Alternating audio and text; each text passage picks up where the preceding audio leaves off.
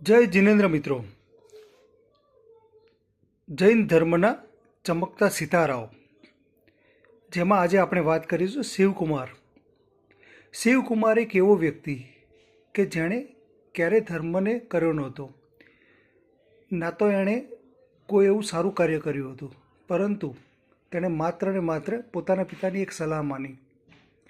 પિતાએ એણે કહ્યું હતું કે પુત્ર, તું કંઈક ધર્મ કર, પણ એ માન્યો નહીં. પણ પિતાએ ખાલી એણે કહ્યું કે તું જ્યારે પણ આપત્તિના સમયમાં હોય ત્યારે માત્ર નવકાર મંત્રનું સ્મરણ કરજે. તેણે એ સ્વીકાર્યું. તેનાથી તેની મોટામાં મોટી આફત તેને ટળી ગઈ. ચાલો તો આપણે સમજીએ શિવકુમારની કથા. યશોભદ્ર નામના શ્રેષ્ઠીને શિવકુમાર નામનો પુત્ર હતો. બાળપણથી તે જુગાર એવા વ્યસનોમાં આસક્ત બન્યો હતો. તેના પિતાને તેણે ઘણી વખત સમજાવ્યો, છતાં તેને કંઈ અસર થઈ નહીં. એના પિતાએ તેને ધર્મના માર્ગે વળવા ઘણા પ્રયત્નો કર્યા, છતાં તેમાં તે પણ નિષ્ફળ રહ્યા. છેવટે તેના પિતાએ તેને એકાંતમાં બોલાવી કહ્યું, પુત્ર, બીજું તો કંઈ નહીં, પરંતુ જ્યારે તારા પર ભયંકર આફત આવી પડે ત્યારે તું નવકાર મંત્રને યાદ કરજે.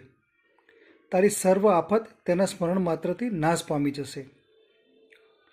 પિતાના અતિશય આગ્રહથી તેણે નમસ્કાર મંત્ર શીખી લીધો. નમસ્કાર મંત્રને ગ્રહણ કર્યો. પરંતુ કહેવાય છે ને કે જુગારી અને લંપટ લોકોના સંસર્ગમાં શિવકુમારે પોતાની બધી સંપત્તિ નાશ પામી.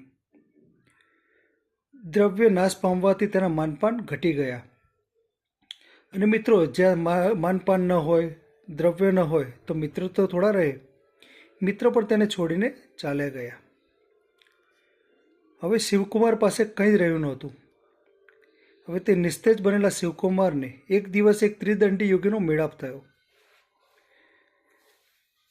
તે યોગીએ તેને નિસ્તેજતાનું કારણ પૂછ્યું, એટલે શિવકુમારે પોતાની નિર્ધનતાનું દુઃખ વ્યક્ત કર્યું. હવે આ ત્રિદંડીએ પોતાની મંત્ર સિદ્ધિ માટે શિવકુમાર જેવા સુલક્ષણા કુમારનો ભોગ આપવા માગતો હતો.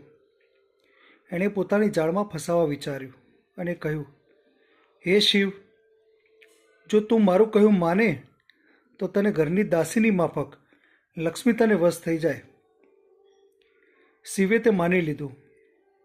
એટલે તે ત્રિદંડીએ કહ્યું કે સ્મશાનમાંથી કોઈ પણ અક્ષત શબ એટલે કે આખું મળદું લઈ આવ. કાળી ચૌદસની ભયંકર રાત્રિ આવતા એ ત્રિદંડીએ શિવને તેવું શબ, કંકુ, પુષ્પ એવી બધી સામગ્રી લઈ ભયાનક સ્મશાન ભૂમિમાં આવવા જણાવ્યું. સ્મશાન ભૂમિમાં એ ત્રિદંડીએ એક ભવ્ય માંડલું બનાવ્યું.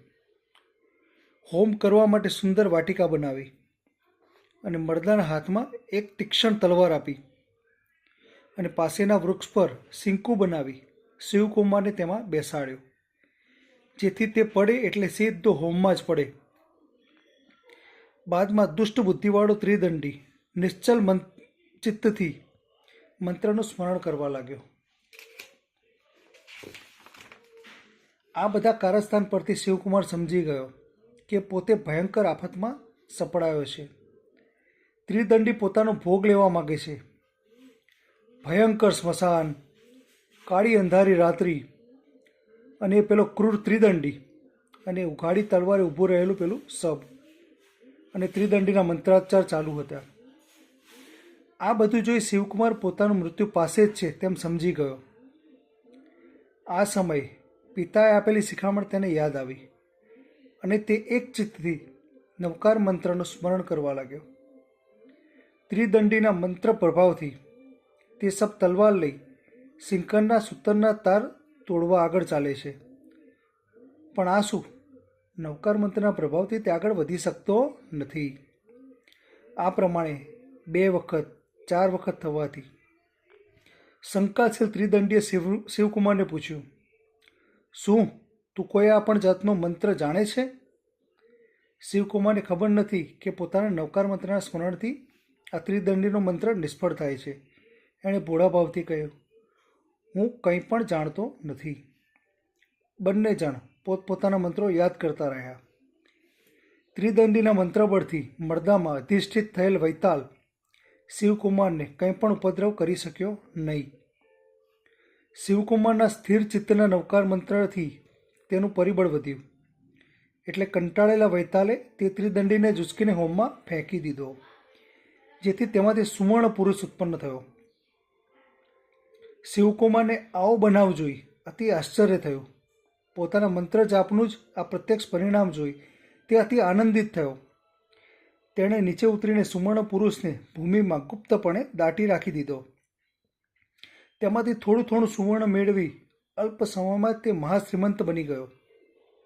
તેને ધર્મનો પ્રભાવ બરાબર સમજાયો, એટલે તેણે પોતાનું દ્રવ્ય સન્માર્ગે વાપરવા માંડ્યું. એટલે છેવટે નવકાર મંત્રની પ્રતિદિન ભાવપૂર્વક આરાધના કરી સદકીર્તિનો મહેમાન બન્યો. એટલે જ મિત્રો, દરરોજે દરરોજ આપણે નવકાર મંત્રનું સ્મરણ કરતા રહેવું જોઈએ. ધન્યવાદ.